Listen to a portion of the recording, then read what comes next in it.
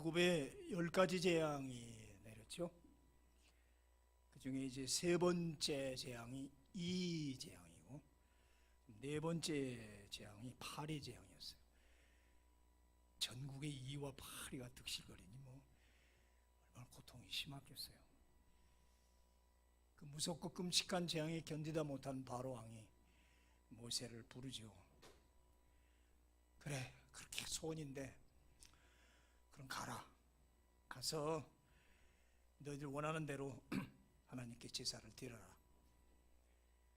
네, 나라를 떠나지 말고 그냥 이 땅에서, 이 애굽 땅에서 그냥 제사 드려라. 아닙니다. 우리는 광야로 나가야 됩니다. 그 굳이 광야까지 가느냐? 우리 지금 애굽 땅에 얼마나 기름지고 좋은 데 많은데 뭔 굳이 그렇게 광야로 멀리 간다고 하느냐? 그러니까 아닙니다. 부당한 일입니다. 그러면서 모세가 설명을 하는 거예요. 애굽 사람들은 희생 제사를, 그 짐승을 죽여서 피를 내서 바치는 것을 아주 혐오스럽게 생각해요. 왜냐하면 애굽 사람들은 짐승을 신으로 섬기거든요. 자, 우리 사진을 좀 보면은 애굽의 신들 중에 최고로 존귀하게 여기는 신이 놀랍게도 암소예요. 그것도 흰암소 보셨어요? 돌연변이겠죠. 근데 아마 있는 모양이죠. 그러니까 흰 호랑이 백호가 나타나면 막 놀래잖아요. 그건 사실 돌연변인데, 와, 그 막 옛날에 같으면 산신령이라고 그런단 말이에요. 흰암소는 이건 신의 것이다 이렇게 생각을 했던 모양이죠. 그래서 그 이집트의 벽화나 이런 걸 보면 흰암소, 그리고 뿔 위에 태양을 상징하는 태양이 얹혀 있어요.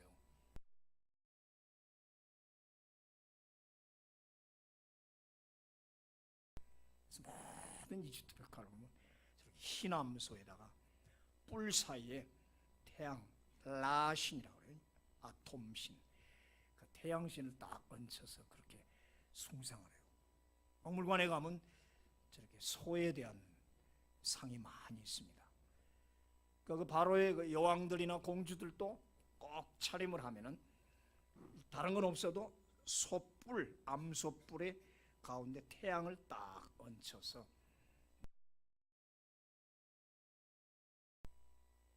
그런데 이제 이 얘기를 하면서 왕이시여, 당신네 백성은 짐승을 섬기고 짐승을 죽이고 그거를 피를 내서 제사 드린다는 건 엄청 혐오스럽게 생각하는데요, 여호와 하나님은 짐승을 잡아서 피를 내고 각을 띠고 그렇게 해서 제물을 드리라고 하는 저희들의 의식 습관이 있습니다. 만약에 이거를 이 땅에서 우리가 하면은 애굽 백성이 돌을 들어서 죽인다고 난릴 거 아닙니까? 왕이 들어오니까 그걸 맞아요. 그래, 이 땅에서 우리 못 드립니다. 사실 이거 지금 싹 피해 나가는 얘기예요. 사실 또 그렇고. 그래서 우리는 이 땅에서 못 드리고, 우리 하나님이 지정한 산이 있는데, 신의 산입니다. 그 먼 산인데, 근데 하나님은 거기가 우리가 가서 제사 제물 드릴 그런 산이라고 하네요.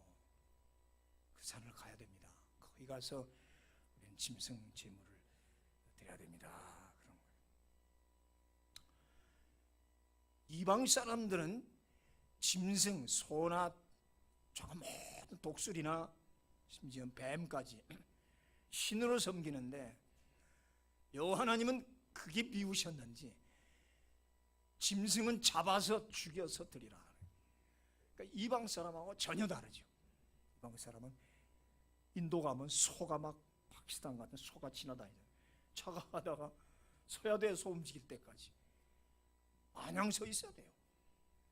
근데 하나님은 그거 죽여서 잡아서 드리라. 어떤 의미가 있는 거예요. 물론 피의 제사라는 예수 그리스도 십자가를 상징하지만 이방 사람들이 그걸 섬기는 그거를 아주 단호하게 격파시키는 거죠. 그러니까 이제 바로 왕이 맞는 말이지요. 그래 그러면 가긴 가는데 오늘 28절에 나오죠. 가긴 가는데 너무 멀리 가지는 말라. 너무 멀리 가지는 말라. Don't go too far. Far away. 멀리 가지 마라. 근데 이 시내산까지는 한 사흘, 빨리 가면 사흘 길이에요. 그러나 우리는 사흘 길을 가야 됩니다. 시내산 가는 길을 전제해서 아마 그렇게 하는 것 같아요. 그럼 바로왕이 멀리는 가지 말라 하는 이유는 뭘까? 멀리 가면 어때요? 그렇게 해서 도망갈까 봐. 모든 남자들이 제사 드린다고 가버리면 그거 다 도망가 버린단 말이에요. 이스라엘 백성 수백만 명이 다 도망가면 어떡해? 멀리는 가지 말고 그 속셈이 있는 거죠. 적당히 가면 우리가 언제든지 전차 타고 뒤쫓아 추격할 수 있는, 따라잡을 수 있는, 여차하면 따라잡을 수 있는 거리 정도만 가라는 얘기죠. 이스라엘 백성을 뭐 생각해서 그렇게 하는 게 아니라 바로 마음은 바로 그런 속셈으로 멀리 가지 말라고 그러죠. 그러니까 모세는 아닙니다. 가야 합니다. 가지 말라. 서로 버티고 서로 맞서죠. 오늘 저는 이 말에서 마귀는 지금도 우리에게 너무 멀리 가지 마라, 너무 깊이 들어가지 마라, 깊이 빠지지 말라, 지론여론은 할 거예요. 이때 성경은 마귀는 멀리 가지 말라는데 성경은 광야 깊숙이 들어가라. 우리 엘리야 선지자는 광야 깊숙이 들어갔습니다. 종들을 놓고 또 한참 더 들어갔습니다. 거기 가서 로뎀나무 밑에서 하나님을 만나게 되고 다시 호렙산 꼭대기 거기서도 깊은 굴 속으로 들어가서 세미한 하나님의 음성을 듣게 됩니다. 우리 성자의 세인트 할 때 최초의 성자는 안토니우스라는 사람입니다. 이 안토니우스가 알렉산드리아 그 휘황찬란한 도시를 떠나서 사막 깊숙이 사하라 사막 한가운데로 들어갑니다. 지금도 사하라 사막 여행하다가 안토니우스가 세운 수도원이 있어요. 정말 어떻게 사막 한가운데 그렇게 있는지 몰라요. 근데 거기다가 나무 심고 풀 심고 채소 심고 해서 아주 그 동산을 하나 만들어 놓고 거기서 예배를 드리더라고요. 그래서 세인트 안토니우스 하면 사막의 성자라 그런 별명이 붙어요. 사막 깊숙한 곳에 들어가서 고요한 속에 주님을 만나는, 저도 이 사막 모하비 사막에 이제 가끔 옛날에 가봤는데 그 안에 들어가면 아무것도 없죠. 바람 소리만 쉥쉥 납니다. 그리고 가끔 늑대 소리만 나고. 그러니까 모든 것은 없고 나 홀로 남아있는. 그래서 우리 주님도 자주 산으로 올라가시고 한적한 곳에 가서 밤이 맞도록 그렇게 기도하셨다고 그랬어요. 그렇죠? 그리고 마지막 겟세마네 동산에 올라가서도 돌 던진 만큼 제자들은 여기 놔두고 더 깊이 들어가서 그렇게 기도하셨다고 그랬죠. 바울도 다메섹에서 예수님 만난 후에 아라비아 광야에 가서 3년 동안 어떻게 있었는지 기록은 없지만 3년 동안 그 광야 깊숙한 곳에서 수련을 했죠. 이렇게 우리 인간들은 가끔 한적하고 고요한 숲속 같은데, 사막 같은데 들어가서 그때는 모든 것이 광고도 없고 예수님하고 독대, 하나님과 독대하는 그런 시간이 참 존귀한 시간 같아요. 영국의 사회학자 윌러스가 하는 말, 깊은 광야로 들어가야 창조적 사고가 나온다. 맞는 말이죠. Creative thought. 깊은 광야에 들어갈 때 창조적인 사고가 발생한다. 이걸 부화의 개념으로 얘기했어요. 암탉이 알을 21일 동안 품을 때 먹지도 않고 그냥 품고 있습니다. 꼼짝 않고 품고 있을 때 이미 그 품 속에서는 계란, 달걀이 꿈틀꿈틀 생명의 운동을 벌이면서 21일 후에는 딱 깨어나오잖아요. 이렇게 닭이 알을 품고 있는 부화의 시간처럼 인간은 침묵하는 그 장고의 시간을 통해서 창조의 사고가 나온다. 오늘 이스라엘 백성이 뭐 그렇게 굳이 시내산까지 가지 않아도 제사 드릴 곳은 맨 천지인데 왜 하나님이 시내산까지 불러들이셨을까? 참 거기 가면 아무것도 없지요. 정말 벌거순이 돌산, 뻘건 산이에요. 왜 거기서 하나님을 만나고 거기서 1년 동안 훈련을 받지 않습니까? 인도의 벵갈 지방의 성자 라마크리슈나라는 사람이 이런 말을 하지요. 살트도울, 소금 인형. 소금으로 인형을 만들었는데 소금 인형이 바다의 깊이를 재겠다고 나섭니다. 하나님 우합니다. 그런데 바닷속으로 들어갔더니 바닷속에 들어가면서 이 소금 인형이 다 녹았다. 이런 표현을 써요. 이거를 토대로 앤서니 드 멜로라는 작가가 바다로 간 소금 인형이라는 책에서 사랑 이야기를 이렇게 그리고 있습니다. Salt Doll, Gone to the Sea, 앤서니 드 멜로라는 사람이 어느 날 소금 인형이 돌아다니다가 바닷가로 왔습니다. 푸른 바다를 보면서 그 푸른 바다한테 묻습니다. 아, 멋있다. 파도도 멋있고. 와유, 너는 누구냐?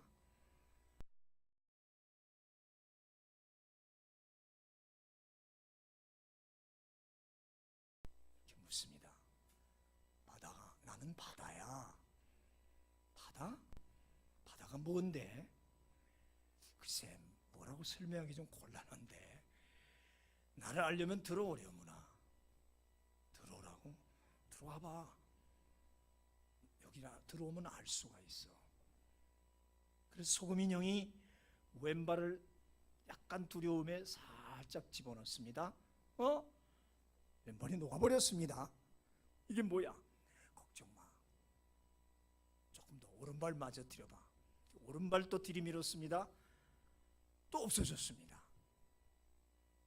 결국 온몸이 잠기면서 완전히 자신이 없어졌습니다. 멜팅, 녹아졌다. 그 안에서 녹아졌다. 녹아진 후에 그때 이 소금 인형이 환희에 찬 목소리로 소리를 지릅니다. 그래, 이제 알았어.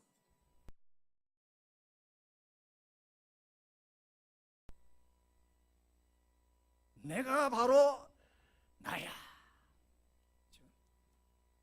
I know what I am now. Now. 나는 이제 알았어. What I am. 내가 누구인 걸. 난 이제 바다가 된 거야. 여기에 우리나라 시인 류시화라는 분이 소금 인형이라는 시를 쓰네요. 같이 읽을까요? 시작. 바다에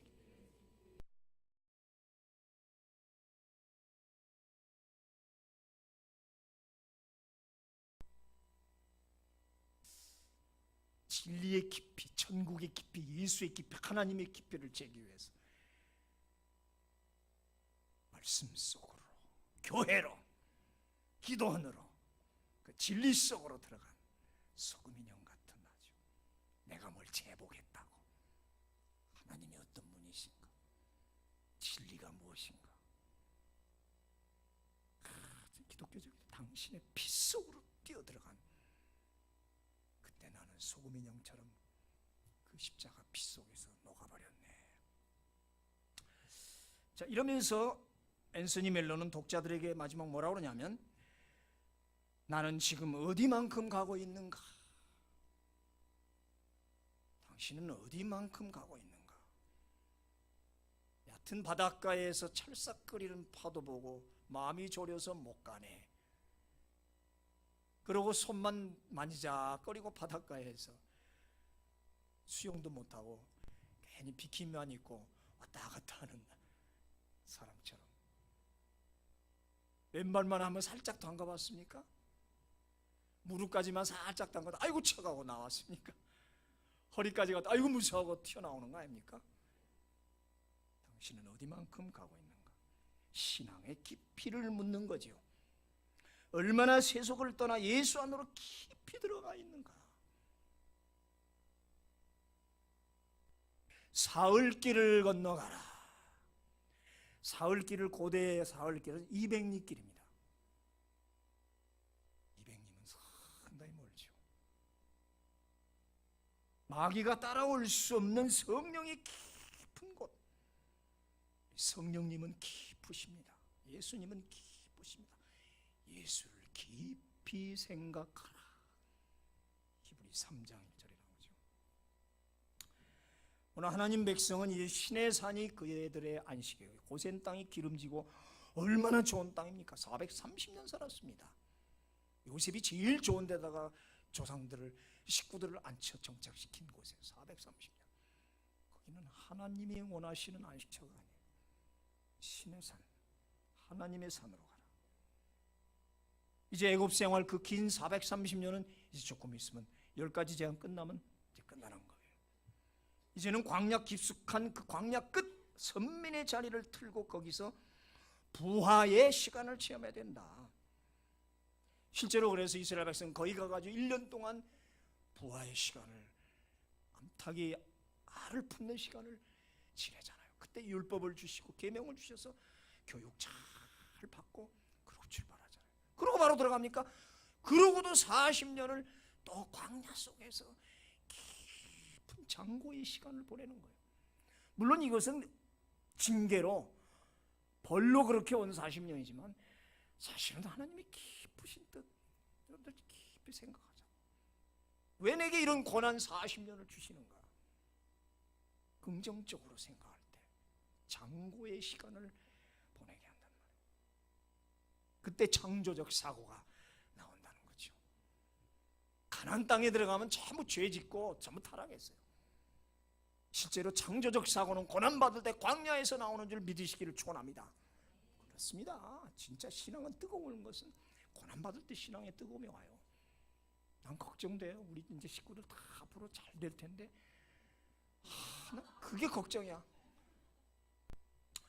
다 그럴지라도 우리 필그림 식구는 절대 그럴 줄 안 줄 믿습니다. 이렇게 해서 시간도 바뀌고 장소도 바뀌고 사람도 바뀌고 사고방식도 다 바뀌게 하는 하나님의 뜻이었습니다.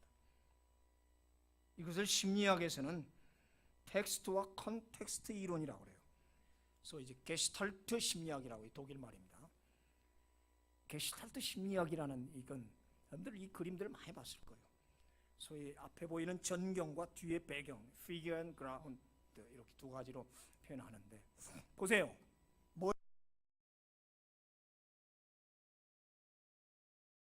뭐예요? 딱 보니까 컵에요. 두 사람이 키스하려고 있어요. 어떻게 보이느냐에 다른 거예요. 아직도 뭔지 못 보는 분이 있나 봐. 컵으로만 보입니까? 아니죠? 그럼 컵으로 보일 때 이게 전경이에요. 앞에 딱 보이는, 먼저 들어오는 거, 상. 근데 그 전경이 있으려면 배경이 있어야 돼요. 까만 게 없으면 저런 게 나올 수가 없습니다. 그렇죠? 근데 두 여자가 이렇게 딱 얼굴을 맞대고 있는 것으로 생각하면 하얀 게 또 배경이 되는 거예요. 그렇죠? 이게 뭐예요? 어떻게 해볼까 이건 도대체? 보셨어요? 옆에요? 앞에요?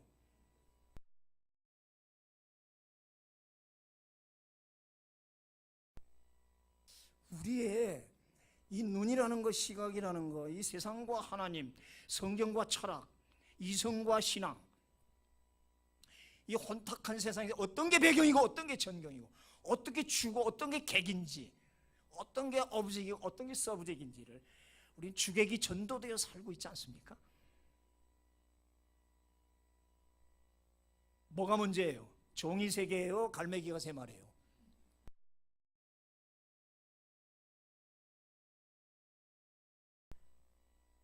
종만 갈매기가 없으면 종이 있을 수가 없어요. 또 갈매기는 종이 있어야 갈매가 되는 거예요. 그러니까 이거는 어느 것이 주객이 아니에요. 중요한 것은 서로 상호 교차가 된다는 거예요. 게슈탈트 현상이라는 거예요. 우리의 신앙과 이 세상 삶, 하나님과 돈, 하나님은 돈도 신앙도 다 이런 식으로 아니잖아요. 그렇죠? 돈을 섬기지 말라고 그랬지 돈을 없애라는 거 아니었어요. 섬기니까 문제죠. 겸하여 섬길 수 없느니라. 오리예요.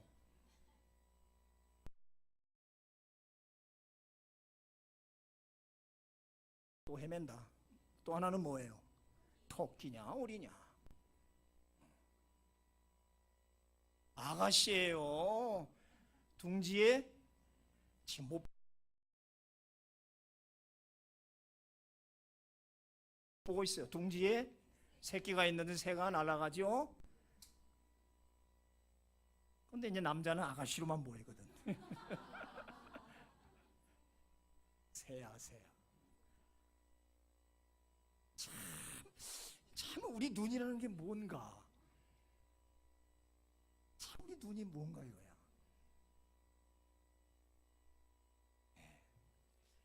우리는 배경, 정황과 컨텍스트와 상황과 컨텍스트, 그 안에 텍스트, 메시지 텍스트, 진짜 중요한 내용, 우리 많은 이상의 컨텍스트가 있다고. 상황, 정황이 있는데 거기서 우리는 텍스트, 주제를 빼내야 된다.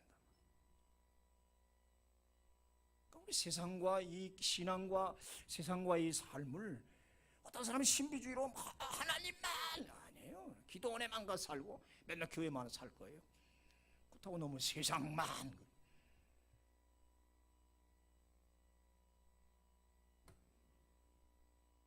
나무만 먼저 탁 보이죠? 나무만. 근데 뭐가 있죠?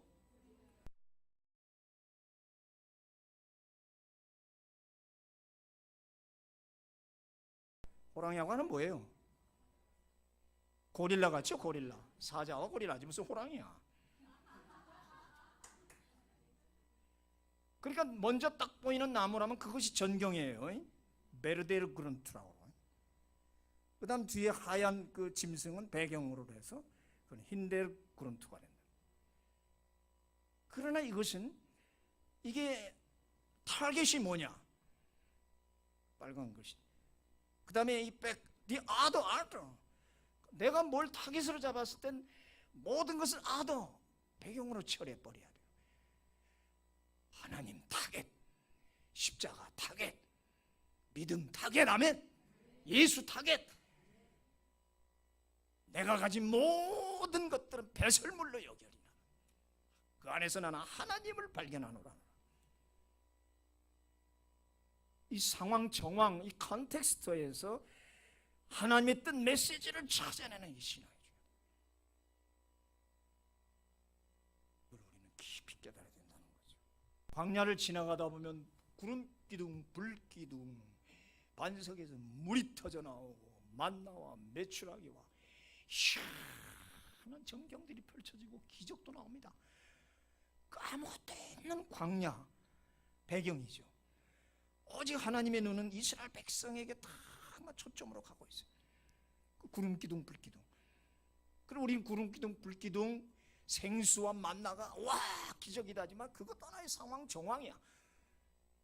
하나님은 그런 걸 주시면서 거기에 집념하지 마라. 이거를 주신 뒤에 하나님이 계시다면 텍스트가 있다는 거예요.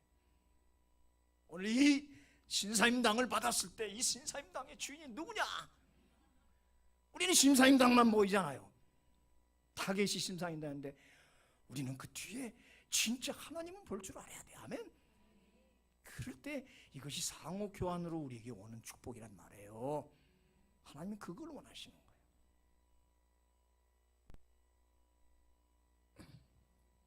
하나님의 뜻. 수많은 상황들이 지나가요. 지금 여러분 몇 년 살았어요. 막 지나가요. 고난과 슬픔과 고통과 외로움과 막 지나. 이것도 지나가리라. 유명한 말.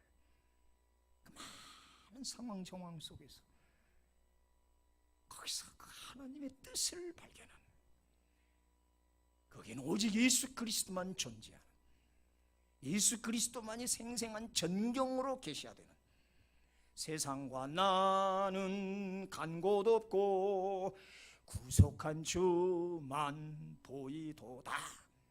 이것이 나의 간증이요. This is my story. This is my song. 가긴 가되 너무 멀리는 가지 말라. 다정하게 들리긴 하는데 속셈이 있잖아요. 타협하자는 거죠. 언젠가 낚아챌 거리를 두자는 심산이죠. 마귀는 이런 식으로 신자를 곁에 묶어두려고 해요. 너희들 그렇게 가봐야 소용없어. 가봐야 너희들이 그 300만 400만이 얼마나 가겠느냐. 길도 모르는 너희들, 이제 광야에 꼼짝없이 갇혔다. 도간에든 쥐다. 언제든지 가면 꽉 잡아갖고 끌고 오면 된다. 그러나 하나님은 불기둥으로, 구름기둥으로 인도하시고 만나와 메추라기를 주시고 그 기적의 역사를 바로는 모르죠. 그러나 우리는 믿고 갔더니 하나님은 그렇게 인도해 나가신단 말이에요. 하나님은 이스라엘 백성이 출애굽할 때 이미 가나안 복지 건설 계획을 세웠어요. 적과 꿀이는 가나안 땅이 최종 목적지였어요. 애굽 땅이 아니란 말이에요. 아무리 고센 땅이 좋아도 거기는 하나님이 원하시는 복지 땅이 아니란 말이죠. 그렇기 때문에 이스라엘은 애굽을 떠나야 한다. 떠나도 완전히 떠나야 한다. 미련을 두거나 한 발만 거기 두어서도 안 된다.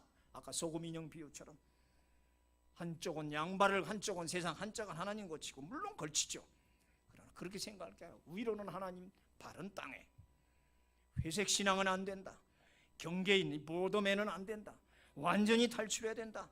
저들 말대로 나중에 그러죠. 여자는 두고 가라, 아이들은 두고 가라. 볼모로 잡겠다는 거죠. 안 돼요. 다 데려가야 돼요. 가축은 두고 가라. 가축 때도 데려가야 돼요. 다 가야 돼요. 온 가족이 다 가야 돼요.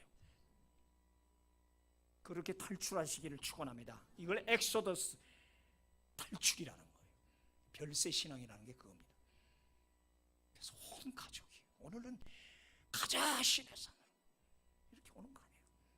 또 여기서 살라는 건 아니잖아요. 여기 이 시간 저 세상은 컨텍스트가 돼. 여기가 텍스트가 돼. 또 세상 나가면 거기가 또 텍스트가 되고, 여기가 컨텍스트 있지만 그게 진정한 또 텍스트가 뭔가는 우리가 늘 깨달으며 사는 거죠. 바로 추격이 불가능한 사흘길 멀리 가야 된다. 하나님의 산까지 가야 된다. 피곤해도 가야 하고 배고파도 가야 하고 죽더라도 하나님의 산으로 가자. 가서 예배를 드려야 된다. 이것이 예배 정신이란 말이에요. 예배 정신. 성도는 세상으로부터 완전히 돌아서야 된다. 멀리 광야 깊숙이 들어가라 말이에요. 깊숙이 들어가라. 사흘길 건너간 새 사람으로 변화되라. 성화와 성결의 삶을 말하죠. 마귀는 지금도 속삭입니다. 너무 멀리 가지 말라고. 안 믿는 가족이 그런다. 교회는 다니되 깊이 빠지지 말라 그러죠. 남편이. 헌금 많이 내지 마라. 우리 동서가 그랬어요. 가서 1,000원만 내고 와. 말하자면 그래요. 깊이 빠지지 마라. 적당히 빨리 예배드리고 빨리 와 집에.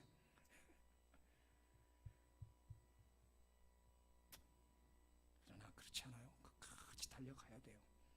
당신은 지금 어디만큼 와 있습니까? 더 들어가기가 겁납니까? 요단강 밟기가 싫습니까? 적당주의로는 가나안 땅을 밟을 수가 없다. 왜 애굽을 이제서 바라보냐? 왜 배경을 봅니까? 정황은 수없이 바뀌는 거예요. 황량한 사막 세상, 구름기둥도 만나도 진정한 전경, 진정한 배경도 아니에요. 거기 배후에 중심에 하나님이 계시다는 걸 우리는 깨달아야 된다. 전경이든지 배경이든지 그것을 연출하시는 하나님이 계심을 알아야 된다. 나의 타겟, 나무로 볼 수도 있고 사자로 볼 수도 있다. 근데 결국은 아무것도 아니야. 상호 교차되는 이 삶이란 말이에요. 타겟을 딱 정했을 땐 나머지는 포샵 처리하자 이거예요. 배경 처리해버리라 이 말입니다. 포샵 처리 알죠? 그냥 희미한 안개처럼 처리해버리자. 바울은 그 세상으로 가자. 나는 그리스도 십자가 외에는 전혀 알지 않기로 작정하여 노라. 다 배설물로 여기노라. 또 그가 밥을 안 먹고 세상을 안 즐깁니까? 다 세상 갖고 같이 살지요. 포샵 처리해버려.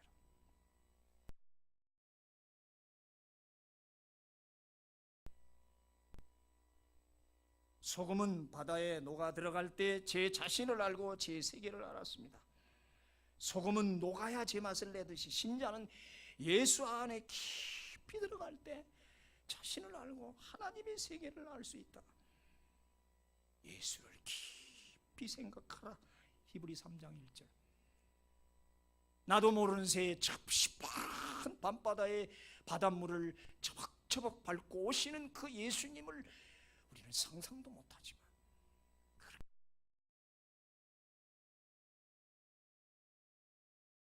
예수 안에, 내가 예수 안에, 예수님이 내 안에 완전히 녹아들어간 나, 바로 이것이 사흘길 건너간 신자의 모습이다.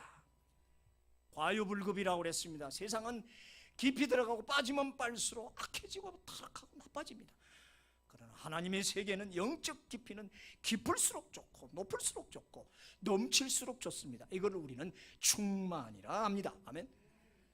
그래서 생수, 저 깊은 땅 속에서 길어낸 생수, 맑고 시원하고 맛있는 생수. 그래서 생수라는 표현을 쓰고 넘치는 충만이란 플레로마라는 말을 계속 쓰는 거예요. 이제 알았어. 당신이 바로 나라는 것을. 난 이제 예수가 된 거야. 아멘.